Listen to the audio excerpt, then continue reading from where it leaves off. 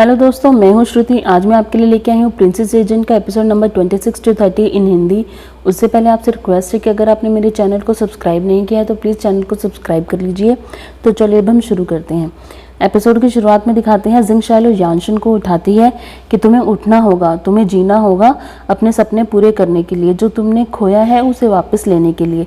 यानशन उठ जाता है और कहता है कि हाँ, मैं जीऊँगा, जो मैंने खोया है वो सब वापस लेकर आऊँगा। इधर जोंगयू अपने साथियों के साथ यानशन को छुड़वाने का प्लान बनाती है। वो अपनी टीम को 3 भागों में बांटती है, जिसमें एक टीम गेट को आग लगाकर सैनिकों का ध्यान भटकाएगी और बाकी यानशन को बचाएगी। जोंगयू अपने साथियों के साथ यानशन वाली जेल में जाने की तैयारी करने लगती है। जेल में तभी जिफेंग पहुंचता है। जिफेंग यानशन को कहता है कि हम अच्छे दोस्त थे, इसलिए मैं तुमसे मिलने आया हूँ। मैंने तो सिर्फ तुम्हारी प्रेग्नेंट बहन को मारा था, हुए ने तो तुम्हारे पापा को मारा है, और तुम्हें पकड़वाने वाला कोई और नहीं बल्कि तुम्हारा सबसे अच्छा मित्र युवेन ये है। उसने ही तुम्हें तीर मारकर पकड़वाया है और इनाम पाने के लिए ये बात सब में फैला भी दी है। ये को तो इस बारे में बहुत पहले से पता था कि महाराज तुम्हारी फैमिली पर हमला करवाना चाहते हैं, पर उसने तुम्हें कुछ बताया ही नहीं। पर आज मैं स्पेशली जिंग शाइलो से बदला लेने आया हूँ, पर मैं इसे मारूंगा नहीं बल्कि इसकी सारी उंगलियां काट दूंगा, क्योंकि इसने भी मेरी उंगलियां काट दी थी। जिफेंग के सैनिक हमला करते हैं तो जिंग शाइलो उल्टा वार करती है। फिर जिफेंग के सैनिक यानशन को मारने लगते हैं तो जिंग शाइलो सरेंडर कर देती है। यानशन जिफेंग से कहता है कि तुम जिंग शाइलो को छोड़ दो, तुम्हें उंगली ही काटनी है तो मेरी काट लो। जिफेंग कहता है कि ठीक है, तुम्हारे लिए इतना तो मैं कर ही सकता हूँ, तुम अपनी उंगली खुद ही काट लो। जिंग शाइलो यानशन को बहुत मना करती है, पर यानशन तैयार हो जाता है। जिंग शाइलो कहती है कि मेरी जान इतनी भी कीमती नहीं है कि तुम उसके लिए अपनी उंगली काट लो। यानशन कहता है कि मेरी ज़िंदगी में अब तुमसे बढ़कर कोई भी कीमती नहीं है, और ये कहकर वो अपने बाएं हाथ की सबसे छोटी उंगली काट लेता है। जिफेंग उसे बाकी उंगलियां काटने को भी कहता है। इधर फैंकिन और उसके साथी जोंगयू के साथ लड़ाई कर रहे होते हैं और उन्हें जेल में जाने से रोकते हैं। वो आपस में लड़ाई कर रहे होते हैं कि महाराज के ऑफिशियल्स के आने की खबर सुनकर वो दोनों गुट वहां से चले जाते हैं। इधर एक सैनिक आकर जिफेंग को बताता है कि महाराज के कुछ सैनिक आए हैं, हमें यहाँ से चलना चाहिए। जिफेंग वहां से निकल जाता है। जिंग शाइलो यानशन से गले मिलकर रोने लगती है। तभी वहां ये पहुंचता है। यानशन उससे पूछता है कि क्या तुमने तीर चलाकर मुझे पकड़वाया था? महाराज ने हमारे गद्दारी के सबूत ढूंढने के लिए तुम्हें कहा था। क्या तुम्हें पहले से ही पता था कि महाराज मेरी फैमिली को मारना चाहते हैं? ये हाँ में उसका जवाब देता है और कहता है कि मैंने तुम्हें हल्का सा हिंट भी दिया था, पर तुमने समझा ही नहीं। यानशन कहते हैं कि हम 10 साल से दोस्त थे और तुमने मुझे बिल्कुल हल्का सा हिंट दिया, तुम्हें मुझे अच्छे से बताना चाहिए था। यानशन फिर ये को वहां से जाने के लिए कह देता है। जेल से जाते वक्त जेल के गार्ड को यानशन को दवाई देने को कहता है और उसका अच्छे से देखभाल करने को कहता है। इधर सोंग और महाराज बात कर रहे होते हैं कि यानशन के बचे हुए साथियों ने आज जेल में घुसने की कोशिश की थी, हमें जेल की पहरेदारी बढ़ानी होगी। पहले वो ये काम सोंग को देना चाहता है, फिर वो मना कर देता है क्योंकि यानशन सोंग का दोस्त रह चुका है। इधर सोंग शुन्नेर को बताते हैं कि महाराज ने किसी को भी जेल की पहरेदारी के लिए अपॉइंट नहीं किया है। शुन्नेर गुस्से में कहती है कि वो जानबूझकर ऐसा कर रहे हैं ताकि कोई भी जेल में घुस जाए और यानशन को नुकसान पहुंचाए। इधर जिंग शाइलो एक सैनिक से कहकर खाना मंगवाती है तो वो सैनिक उन्हें खाना लाकर देता है और उन्हें बताता है कि ये ने मुझे आपकी अच्छे से देखभाल करने को कहा है। तभी वहाँ ये का तोता भी आ जाता है, जिससे जिंग शाइलो को पता चल जाता है कि ये भी यहीं कहीं आसपास ही है। इधर ये जेल के बाहर खड़ा हो काफी ऐसे सैनिकों को मार देता है जो यानशन को नुकसान पहुंचाने के लिए आए होते हैं। इधर महाराज अपने गार्ड से पूछते हैं कि तुमने कुछ ऐसे लोगों का पता करवाया जो यान राज्य भेजने के लिए सही है, जो यान को अच्छे से संभाल लेंगे। गार्ड पहले तो उन लोगों के बच्चों के नाम बताता है जो अमीर घराने से बिलोंग करते हैं। महाराज कहते हैं कि मुझे अमीर नहीं, टैलेंटेड लोग चाहिए जो यान की देखभाल कर सके। फिर गार्ड कुछ साधारण और टैलेंटेड लोगों के नाम बताता है जो सेना को संभालना चाहते हैं। इधर ये भी की से ऑफिशियल्स की लिस्ट मंगवाता है, जिसमें वो फिर कहता है कि इनमें से अमीर घराने के लोगों को हटा दो और उन लोगों को हटा दो जो चापलूसी करने वाले हैं, और फिर उन लोगों को हटा दो जो कुंफू नहीं जानते और जिनके घर कोई भी नहीं है, और यान के भी लोगों को हटवा दो, और फिर सेना में काम और उन लोगों का भी नाम हटा दो जिन्हें सेना का एक्सपीरियंस नहीं है, और इसमें है भी कि लोगों को शामिल करो और फिर वो सब लिस्ट मुझे ला कर दो। इन सब लोगों के नाम हटवाने के बाद उस लिस्ट में सिर्फ 3 ही लोगों के नाम रह जाते हैं। फिर की ये इन्फॉर्मेशन लेकर राजकुमारी को देने जाता है ये के कहने पर। राजकुमारी और सोंग ये के दिए हुए लेटर के हिसाब से काम करने के लिए तैयार हो जाते हैं। इधर महाराज भी उन्हीं तीनों ऑफिशियल्स को बुलाते हैं जिन्हें ये ने सिलेक्ट किया था, क्योंकि ये को पहले ही पता था कि ये ही तीनों लोग ही सिलेक्ट किए जाएंगे महाराज के लिए। फिर वो तीनों ऑफिशियल्स महाराज के पास आते हैं और अपने अपने टैलेंट के बारे में बताते हैं और अपनी खूबियों के बारे में बताते हैं। पर वो तीनों के तीनों ही उस गार्ड के रिश्तेदार होते हैं। जो महाराज का गार्ड होता है वो चाहता है कि उसके ही रिश्तेदार इस पद को पालें और ऊंची पोस्ट पर पहुंच जाएं। पर महाराज को वो तीनों ही लोग पसंद नहीं आते हैं, क्योंकि वो तीनों ही लालची होते हैं और यान को बस पाना चाहते हैं और आगे जाकर वो महाराज के तख्त को भी हिला सकते हैं। इधर राजकुमारी उस गार्ड को बुलाती है और कहती है कि मुझे पता चल गया है कि जिन 3 लोगों को तुमने महाराज को यान के लिए सजेस्ट किया है वो तुम्हारे रिश्तेदार हैं। अगर मुझे ये बात पता चल गई है तो हो सकता है कि बाद में महाराज को भी पता चल जाए और वो तुम्हें मरवा दे, इसलिए जो मैं कहती हूँ वही करो। इधर महाराज को उन तीनों ऑफिशियल्स पर गुस्सा आ रहा होता है कि वो आसपास का सामान गुस्से में गिरा रहे होते हैं और अपने गार्ड से कहते हैं कि तुम चाहते हो मैं अपना यान उन तीनों लालची लोगों को दे दूं जो फिर बाद में मेरा तख्त भी पलट सकते हैं। फिर गार्ड कहते हैं कि आप अपने दूसरे बेटे को बुला लीजिए। महाराज कहते हैं कि अभी नहीं, तुम कोई और ऑप्शन बताओ। फिर गार्ड कहते हैं कि आप यानशुन को ही यान के लिए सौंप दीजिए, आप पहले उस पर नज़र रखिए कुछ दिन के लिए और फिर सेना अगर आपको लगे कि वो सेना संभाल लेने के लायक है और उस पर भरोसा किया जा सकता है तो फिर उसे दोबारा यान भी छोड़ दीजिए राजपाट संभालने के लिए, क्योंकि वो आपके खिलाफ आवाज़ नहीं उठाएगा। और दूसरा, अगर आप ऐसे कर पाएंगे तो यान के लोगों पर भी आपका विश्वास बना रहेगा। महाराज इस बारे में सोचने लगते हैं। गार्ड आकर राजकुमारी को बताता है कि महाराज अभी इस बारे में सोच रहे हैं, आप अपने ऊपर भरोसा रखिए। इधर हेई को पता चलता है कि महाराज ने सोंग को जेल की रखवाली के लिए कह दिया है, तो अब वो यानशुन को नुकसान नहीं पहुंचा पाएगा। पर वो सोचता है कि वो जिंगशाइलो को तो सजा दे ही सकता है, इसके लिए वो कोर्ट की मदद लेता है। हेई के सैनिक जिंगशाइलो को लेने आते हैं। यानशुन उन्हें रोकने लगता है तो सैनिक उसे एक पिन चुभाकर बेहोश कर देते हैं। जिंगशाइलो से कहते हैं कि तुम हमारे साथ चलो वरना हम यानशुन को मार देंगे। जिंगशाइलो साथ चली जाती है। जेल का गार्ड ये खबर पहुंचा देता है। जिंगशाइलो को जेल में लाया जाता है जहां हेई और मिस्टर ज़ैंग होते हैं। मिस्टर ज़ैंग वहां फैसला करने के लिए आए होते हैं। तभी वहां ये पहुंचता है।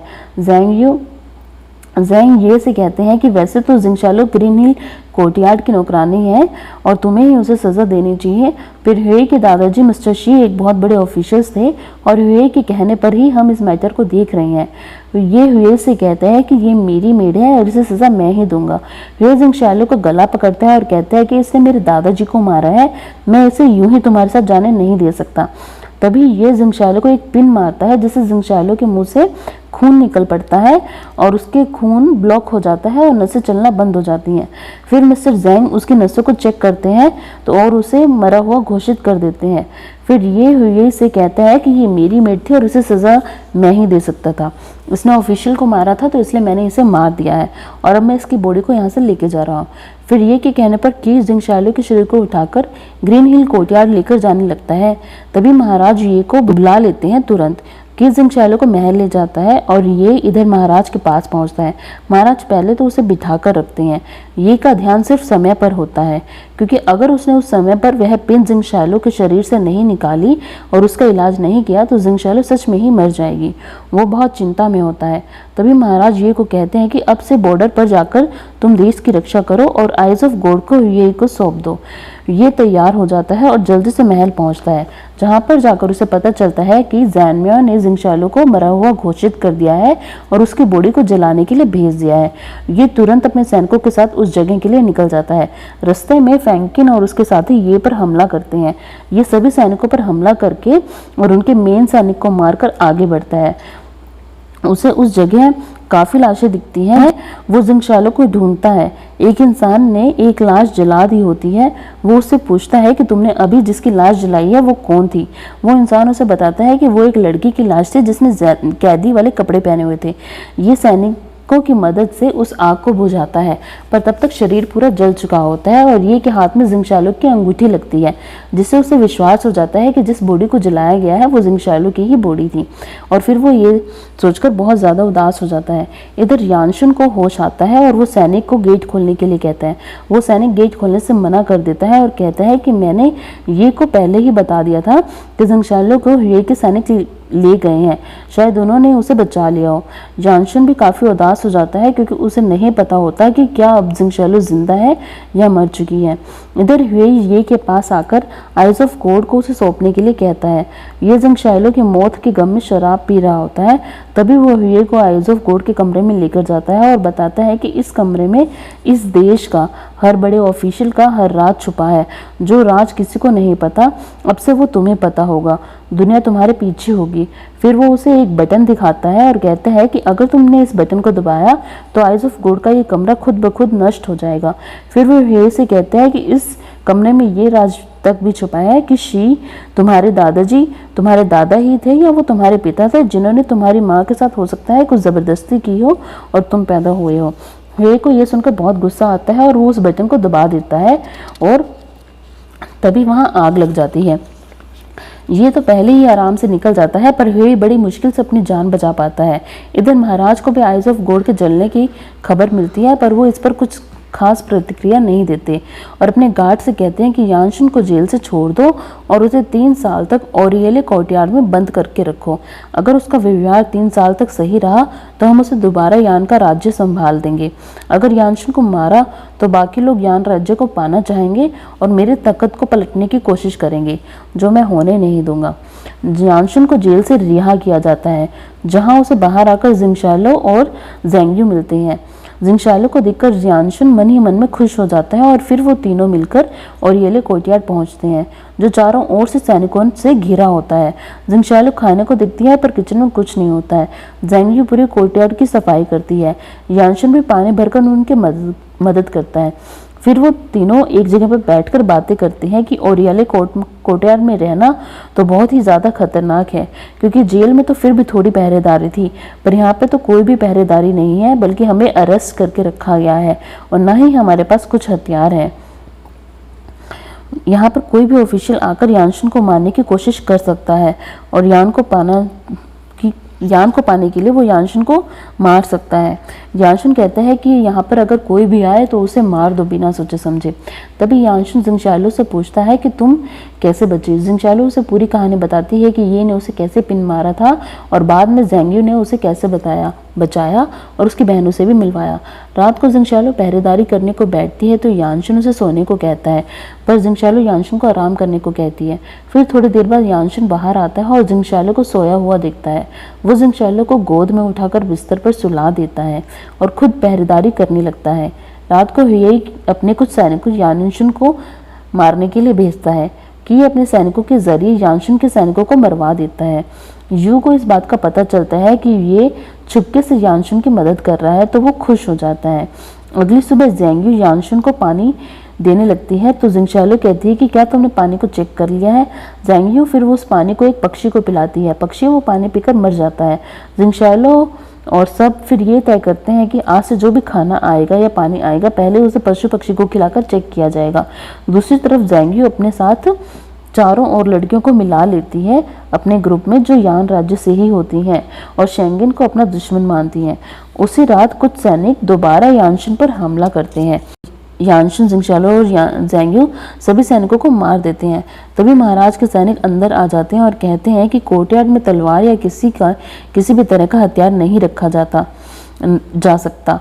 ये महाराज का आदेश है। तीनों अपनी तलवारें गिरा देते हैं और सैनिक लाशों को बाहर ले जाते हैं। अगले दिन ह्वे और वी शुयू और येले कोर्टयार्ड आते हैं ये देखने के लिए कि ज़ेंग्यू के अलावा यहाँ पर दूसरी कौन सी मेड है जिसने कल रात सारे सैनिकों को मार दिया था और उसका कुंफू बहुत अच्छा है। ज़ेंग्यू बताती है कि दूसरी मेड के मुंह पर पट्टी बंधी है क्योंकि कल रात उसके मुंह पर एक तलवार से कट लग गया था।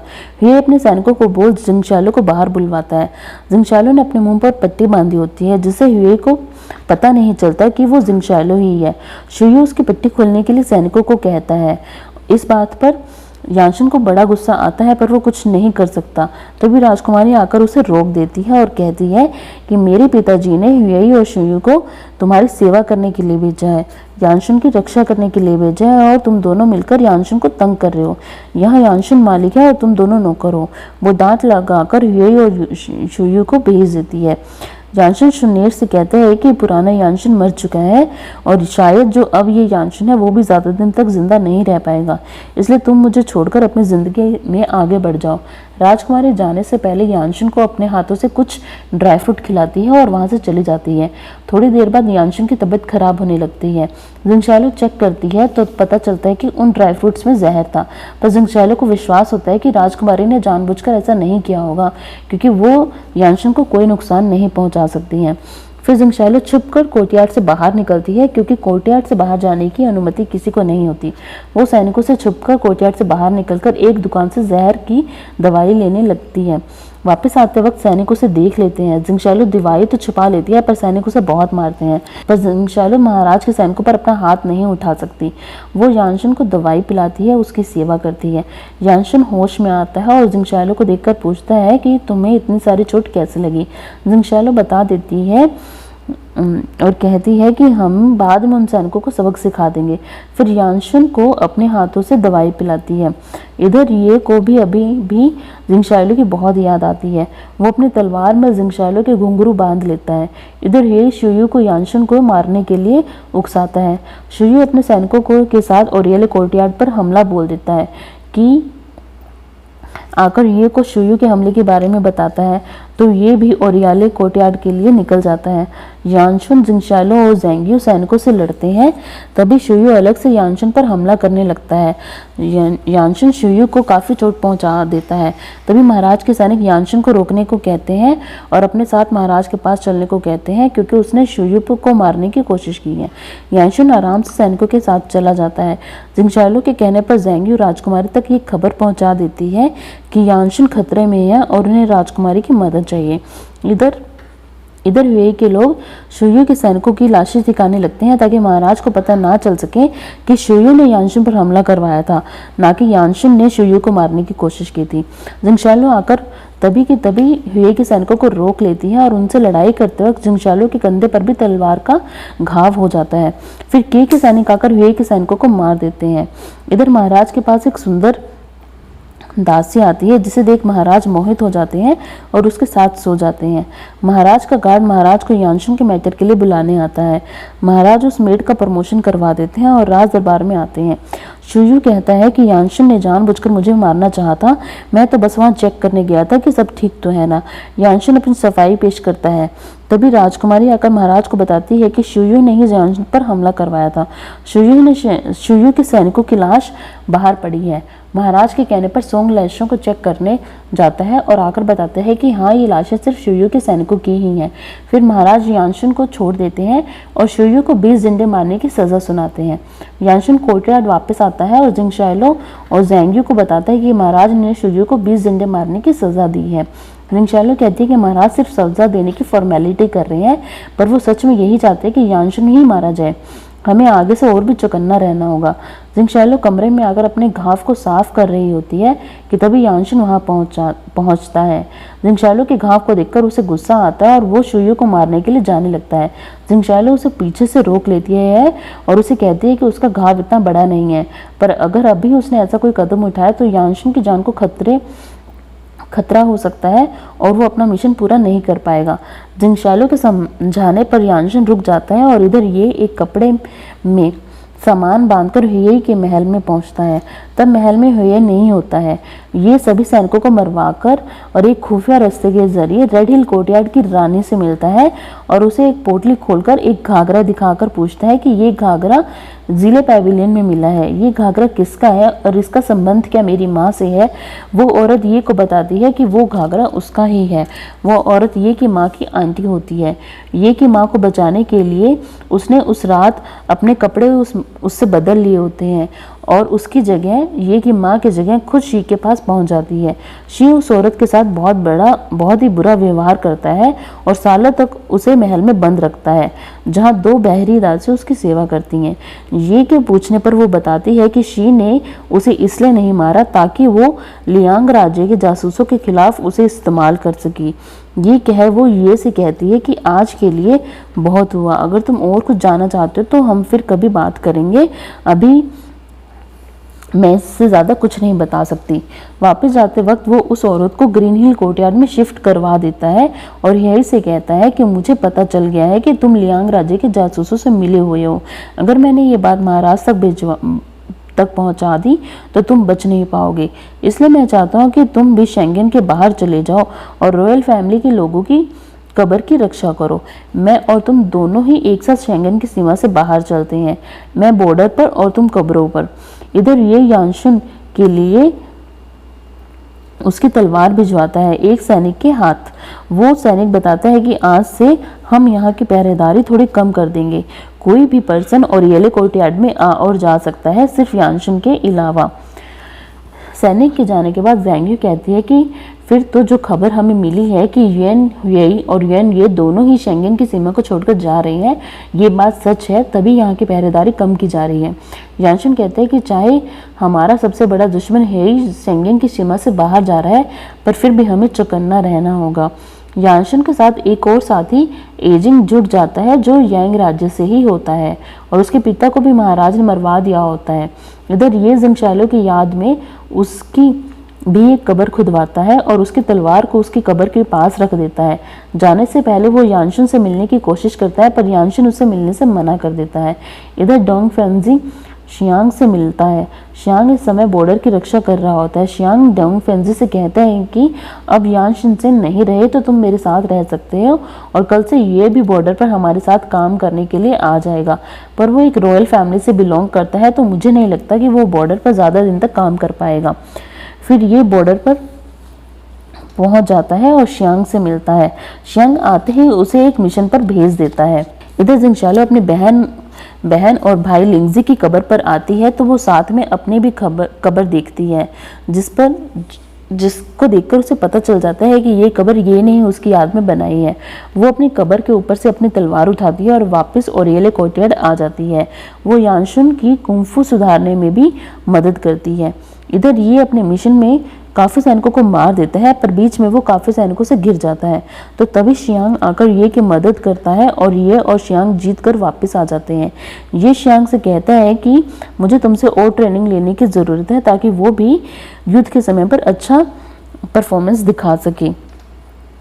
तभी शियांग उसे कहता है कि ये तुम्हारी जगह यहाँ नहीं है, तुम्हें आइज ऑफ गॉड के लिए वापस चले जाना चाहिए, क्योंकि तुम आइज ऑफ गॉड को अच्छे से संभाल लोगे।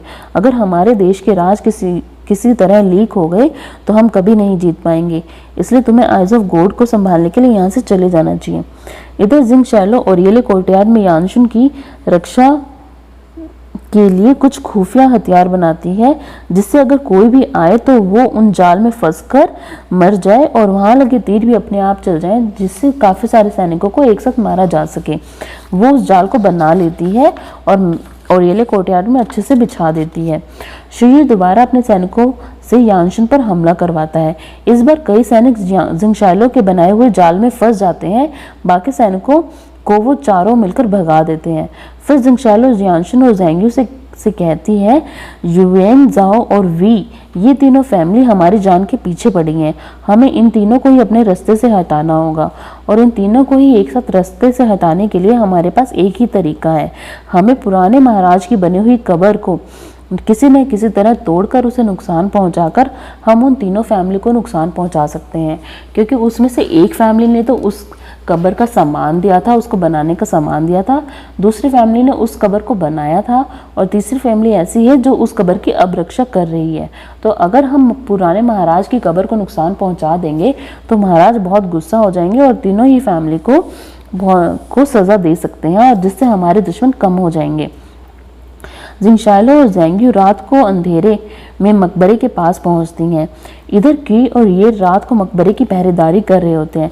जिंगशालो और ज़ैंग यू अंदर पहुंचती है और कब्र के ऊपर का सामान लूटने की सलाह बनाती हैं और कबर को पानी में डुबाने का प्लान बनाती हैं। वो सामान तो चुरा लेती हैं, पर जैसे ही पानी में डुबाने का प्लान करती है तभी वहाँ किसी के आने की आहट सुनकर वो वहाँ से भागने लगती है। ज़ेंग यू बाहर पहुँच जाती है, पर जिंग शाओ और ये का आमना सामना होता है।